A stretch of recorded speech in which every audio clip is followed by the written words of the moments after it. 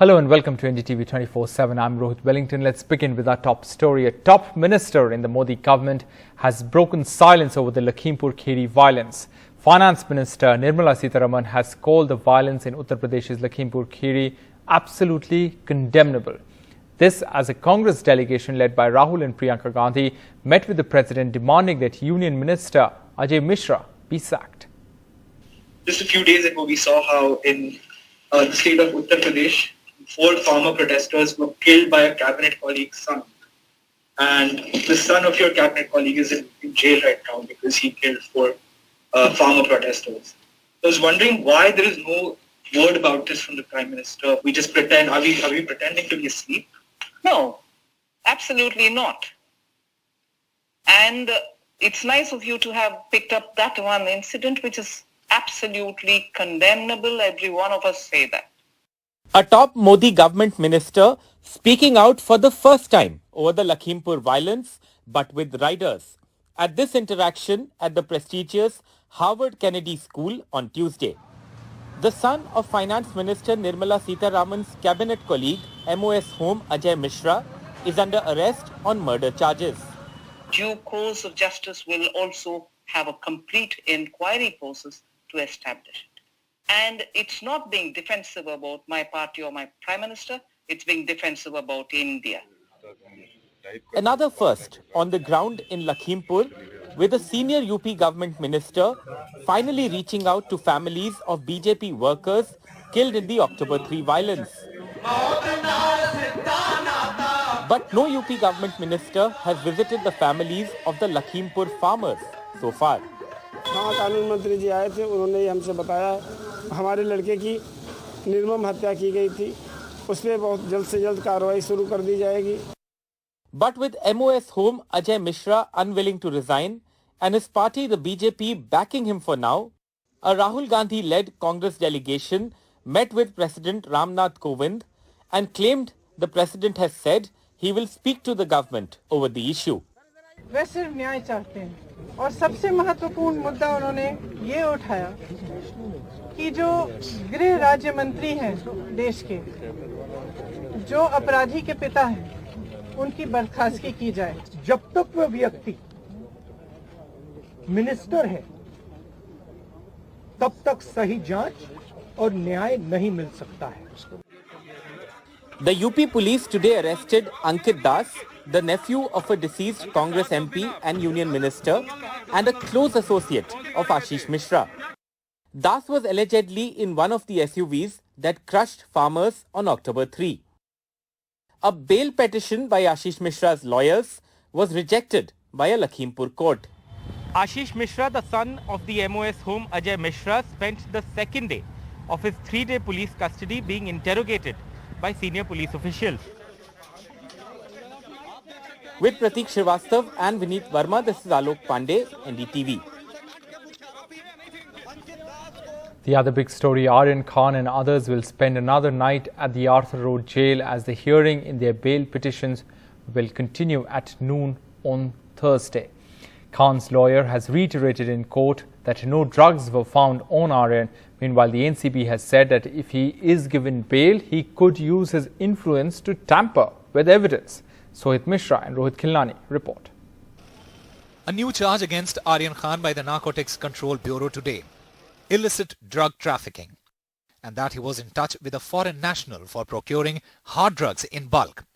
Trafficking, the most serious offence under the NDPS Act. If found guilty, Aryan could be sent to jail for 20 years. NCB in its reply opposing the bail plea of Aryan Khan has said, there is material on record so far to show that accused number 1 was in touch with some persons abroad who appear to be a part of an international drug network for illicit procurement of drugs. The investigation in this regard is in progress. There is prima facie sufficient material in the form of WhatsApp chats, pictures, etc. to show that the applicant was an active part of the illicit drug chain with other co-accused persons. Appearing for Aryan Khan, senior counsel Amit Desai described the illicit drug trafficking charges against Aryan as absurd. He argued, no drugs were found on him, he was arrested even before entering the cruise, WhatsApp chats cannot be the basis for invoking drug trafficking charges. Replying to NCB's claim that Aryan had admitted to procuring drugs, Aryan's lawyer said that even the court knows how such admissions are procured and that NCB was dumping all charges on Aryan Khan, but these are young kids, not peddlers. The anti-drugs agency opposed granting bail to Aryan Khan, arguing that considering the influential position of Aryan Khan, he could influence witnesses and tamper with evidence, which would affect the investigation. After magistrate court, the NCB provided copies of WhatsApp chats to the Sessions Court as well, claiming that there is international drug involvement in this entire matter. The hearing will now resume on Thursday, and Thursday would be an important day for Aryan Khan as well as other accused in this matter. With Arvind Gunasekara in Delhi and Sunil Singh and Dhanesh in Mumbai, Sohit Mishra, NDTV. Now the centre's move to extend BSF's jurisdiction over a wider belt along the borders of 3 states has provoked a huge controversy in Punjab and has escalated the Congress versus Congress crisis in the state. Chief Minister Channi has lashed out at the decision as he came under attack from his own party days after meeting with the Union Home Minister Amit Shah. Now, according to the Home Ministry order, the BSF's jurisdiction in West Bengal, Punjab and Assam will be expanded from 15 km to a belt of 50 kilometers within and along the boundary. Now, Punjab Chief Minister, under attack from his own party, has tweeted that I strongly condemn the Government of India's unilateral decision to give additional powers to BSF within 50-kilometer belt running along the international borders, which is a direct attack on the federalism. I urge the Union Home Minister Amit Shah to immediately roll back this irrational decision. Now, this is the tweet from the Chief Minister. Earlier, Congress leader Sunil Jhakar had tweeted, has Charanjit Channi unwittingly managed to hand over half of Punjab to the central government? The other big story, there's been no hike in fuel prices for the last 2 days, but now CNG and PNG prices have been hiked in Delhi NCR for the second time this month, burning a hole in the common person's pocket. Sanjeevan Yadav, a 45-year-old taxi driver, is showing us his loan papers and says he upgraded from an auto rickshaw 5 years back to a taxi, but now with the spiraling gas prices, it's time to downgrade and even sell his wife's jewelry to repay his loan. गहना जब रहा था वो कह रहा है ये बनकी लगा के हम ऑटो हम दिलवा देंगे आपको प्रधानमंत्री जी को कि हमें बहुत आशा था बहुत आपका मैं जैसे गुजरात में डेवलप करते हमें लग रहा था कि अब भारत की भी ऐसी डेवलप करे गरीब को भी डेवलप करेंगे मगर आप जो है अपनी डेवलप कर लिए और गरीब को पीछे छोड़ दिए 52-year-old Mohammad Irshad, who drives an auto rickshaw on rent, says he barely earns enough to pay for the daily rent of his auto rickshaw, which is 400 rupees. With the latest CNG price hike of 2 rupees 48 paise, he says he's a step closer to giving this up. सारा काम ही total 600-700 रुपए का हो पाता है इतने खर्चा होता है मतलब CNG या 400 रुपए उसके हुए ऐसा भरा हो गया अब ऐसे ही रहेगा तो लोग ऑटो ही छोड़ देंगे. Since 1st January to now, CNG in Delhi is up from 42 rupees 70 paisa per kg to 49 rupees 76 paisa, up by 12.3%. Similarly, PNG in Delhi is up from 27 rupees 50 paisa per unit to 35 rupees 11 paisa, up by 27.7%. Vibha Jha, a homemaker in Delhi, is worried about her budget amid festive season. Increase in PNG price means budget cut in other expenses. ये PNG का 15 दिन में 2 बार बढ़ गया.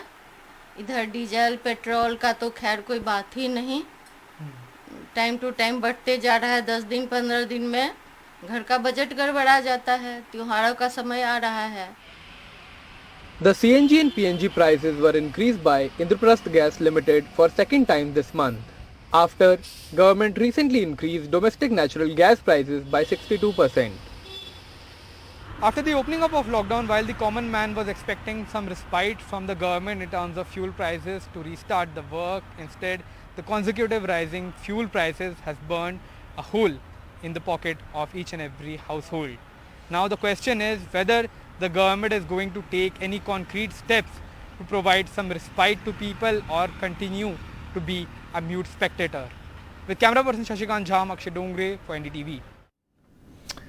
Former Prime Minister Dr. Manmohan Singh has been hospitalized after he complained of fever and weakness. He was taken to the hospital on Wednesday evening. Now he has been admitted to the All India Institute of Medical Sciences in the national capital. Now, International Monetary Fund has projected India to be the fastest growing economy. IMF chief economist Geeta Gopinath, however, says that India's recovery is incomplete. How? She explains in this interview with Srinivasan Jain. Okay, let's talk about India then, because you forecast for India, your forecast is unchanged, 9.5%, highest in the world. This has made the government here very happy, even though, but we've had this conversation in the past, some of this is what is called the low base effect. And I think in the last conversation, you described this as almost mechanical growth, that it's a kind of statistical thing. It's coming off this big contraction of minus 7.3% in the previous year. But beyond the kind of mechanical aspect to it, are you seeing any positive signs coming out of India which suggest that there might actually be something real in the uptick? So after a very deep contraction last year, like you said, of minus 7.3%, there is bound to be a rebound, and the 9.5% captures that rebound. But if you look at overall growth over 2 years, I mean, that was basically lost growth over 2 years, right? So in terms of the recovery, you really want to look at the distance to where the economy would have been in the absence of the pandemic. And there is, it's incomplete. There's still a distance to travel. And also I would say that there are uneven effects. There are some sectors that are developing, some workers who are able to continue working while others are not. So there are, the effects on employment are still quite severe, and that needs to be addressed too. So again, the good news is that after the deep second wave, you see in high frequency indicators, you see a return in manufacturing, in services, and that's very welcome. The question is about maintaining that momentum going forward. And I would say that the area which probably would be the growth engine for India would be from public sector investment, public infrastructure investment. And you are seeing a lot of action on that front. So I think that really would be one area where growth would come from. Right. Yes, there has been quite a lot of announcements on the infrastructure front. But one of the concerns is, Geeta Gopinath, and we've spoken about this earlier as well, is that the growth numbers don't capture the informal economy, which, as you know, makes up a big part of the Indian economy, and those are the areas which are really hit hard. So this is the part when I said that the recovery is uneven, was precisely that, which is, for instance, if you look at firms that are listed on the stock market, they have rebounded well, they're in healthy shape.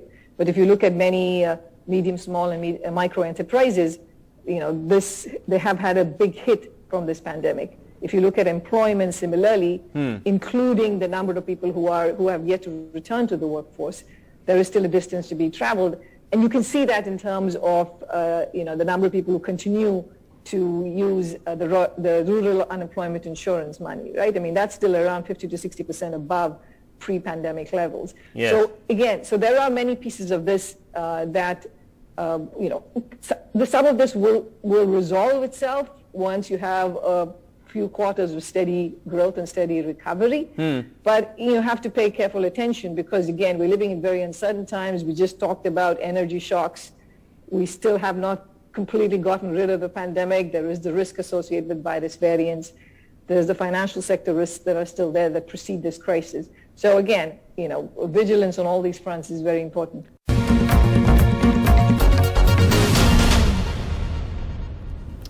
Welcome back. Let's take a look at the COVID situation in the country. 15,823 fresh cases were reported in the last 24 hours, 10.5% higher than the previous day. 226 deaths were reported due to COVID in the span of 1 day, up by 24.86%.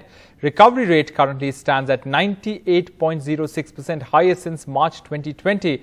Over 13 lakh COVID tests have been conducted or done in the last 24 hours. That's up over 12%, and daily positivity rate right now is at 1.19, down just a bit less than 3% for the last 44 days. Now, according to the top health ministry sources, the government expects to hit the historic milestone of 1 billion vaccinations by around 18th or 19th October. This will be driven by an increase in vaccine supply for manufacturers. 28 crore doses will be supplied in October, that's what sources say, as opposed to 26 crore that were received by the government in September. Additionally, 60 lakh doses of Zycov-D, the vaccine that has been authorized for use in children over 12 years of age, will also enter the market this month. However, the guidelines for administering the COVID vaccine in children have not yet been released. So far, according to the government data, 73% of the eligible population has got one dose of the vaccine and 30% of those eligible have got both doses. Now, BJP is planning to celebrate that milestone of 1 billion vaccine doses. How is that? What are the BJP's plan? How are they going to celebrate it? Let's go across to Akhilesh Sharma for more on this. Akhilesh, what more details can you share with us? Well, Rohit, as per the BJP, this is a big milestone in India's vaccination program. It has never happened that 1 billion population has been given one doses of vaccine, and BJP is planning to celebrate it in a big way. Especially the focus will be on the 5 election-bound states, and party will present this as a big achievement of the Modi government, and it will celebrate this occasion. Most likely, this will happen on Monday or Tuesday. Though it was supposed to happen on Dussehra, but due to Navratri and also Dussehra festival, this has got delayed. But immediately after Dussehra, the government will launch a special drive to complete this milestone by Monday or Tuesday. And the party has asked its workers to go to the vaccination centers and to honor the doctors and the nurses, and also those who have been vaccinated, they will also be facilitated, and the party MPs, ministers and MLAs and all other representatives have been asked to go and get the photographs and all those celebrate, and then send and submit all those photographs to the party high command in Delhi. All right, Akhilesh Sharma, thanks very much for joining us with those details. And it is festive season, and Durga Ashtami was celebrated across the country on Wednesday. There were massive crowds seen at some temples and pandals and markets in Delhi. This coming at a time when the Health Ministry has warned that the next 3 months are crucial for our fight against COVID-19. Sonakshi Chakravarti has this report. COVID protocols blatantly violated as festival frenzy took over across the country. This even as the centre has warned that the next 3 months of festival season would be critical and announced a COVID mission of 100 days to make sure people don't let their guard down. At Delhi's Kalkaji temple, thousands queued up inside the premises for a darshan. Though checks and social distancing was theoretically mandatory, it was given the skip as low COVID numbers has given a sense of complacency. ये एक बड़ी natural सी बात है कि हम Indians over excited हो जाते हैं किसी भी चीज़ को लेके, तो माता रानी के आशीर्वाद से धीरे धीरे कोविड केसेस कम हुए, बट जितना एक्सपेक्टेड था उससे बहुत ज़्यादा क्राउड है स्टैंड ओवर। नहीं, ऑनलाइन नहीं में फिलहाल आ ही गए, कोविड का चल रहा है थोड़ा बहुत, बट आ गए। बट ऑनलाइन में मन नहीं लगता? ऑनलाइन नहीं में जो अच्छे दर्शन हो जाए तो सामने हो जाए, अच्छी बात है। At Chittaranjan Park, the markets were overfull, enjoying street food meant overlooking hygiene and COVID-appropriate behavior. The stall owners, however, say footfalls are less this year. মানে পুজোর আনন্দটাই নেই। আর একটা জিনিস, আমি যেটা করি পুজোর সময়, বাড়িতে আমাদের বাড়িতে পুজো হয়, আমাদের কাকার বাড়িতে পুজো হয়। ইমোশনাল জিনিসটা কি হচ্ছে পুজোর তোমার জন্য? যেটা ক্রাউড নেই। ইমোশনালও আর কি বলে আমার বিজনেসের জন্য। The centre is worried that despite guidelines to states to contain the virus, lowest COVID numbers since March has given a false sense of confidence that could derail India's efforts to stop a potential third wave. Festival season has arrived in India, and with that, public has to continue maintaining COVID-appropriate behavior. The centre has already cautioned that the next 3 months is extremely crucial with all the festivities lying ahead of us, which could potentially lead to a spike in the number of cases. With camera person Prem Singh in Delhi, Sonakshi Chakravarti, NDTV. That's a wrap on this bulletin. News and updates continue right here on NDTV 24/7.